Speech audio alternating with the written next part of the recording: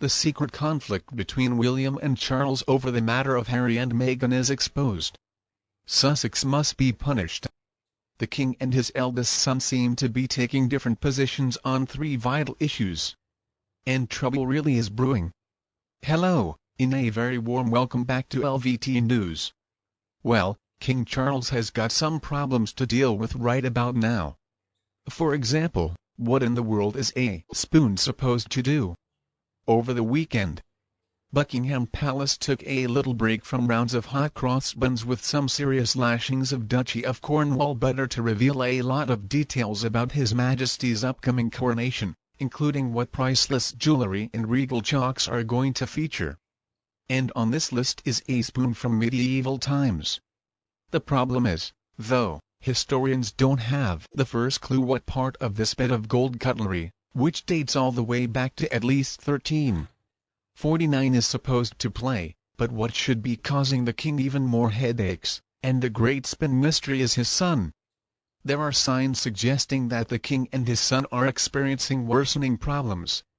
And no, I am not even talking about Harry, the world's most famous whiner. I'm talking about the other one up to this point. Charles and William have mostly been reported to be very much in sync when it came to the handling of the various PR crises and publicity squalls have hit the palace. By all accounts, they got along great. They agreed on basically everything. They were men who just wanted to focus on doing their best to preserve the monarchy and then still make it home in time for afternoon tea. Actually, there have even been reports suggesting that the two have joined forces to try to get a handle on the Great Sussex Storm, and it brought them closer together. It is a nice silver lining to that whole. But apparently, that is not true anymore. Things have taken a turn for the worse between Charles and William. So let's take a little look at the evidence. The first bit of evidence came on Sunday, UK time, when the royal family descended on Windsor to do what they really do best. They go to stuff this go around. It was the Easter service at St. George's Chapel, and that was Charles, his first outing like this as king and as the head of the Church of England.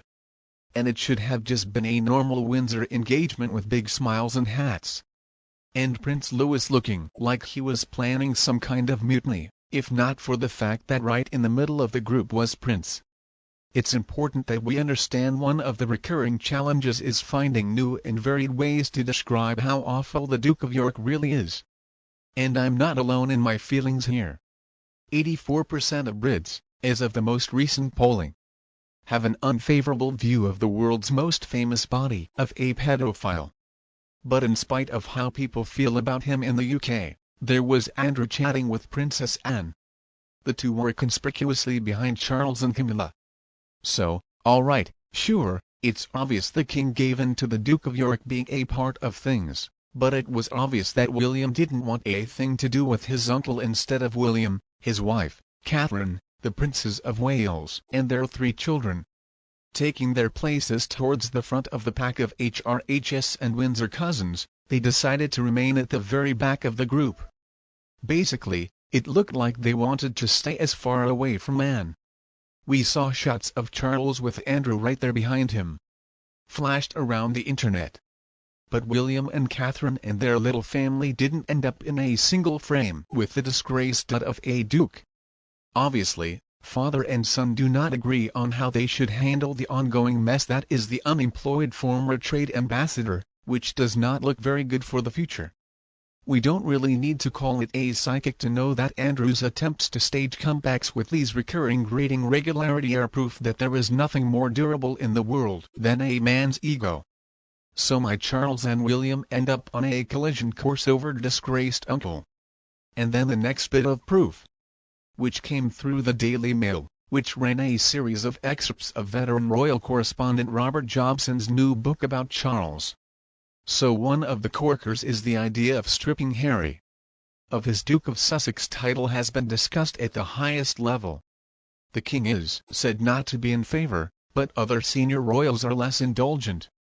Now, of course, Jonathan doesn't tell us outright who this mysterious senior royal might be. But considering that the pool of candidates is pretty small, Here is hardly a stretch to consider that one might be William. And again, we've got an ongoing disagreement that the King and the Prince of Wales may have.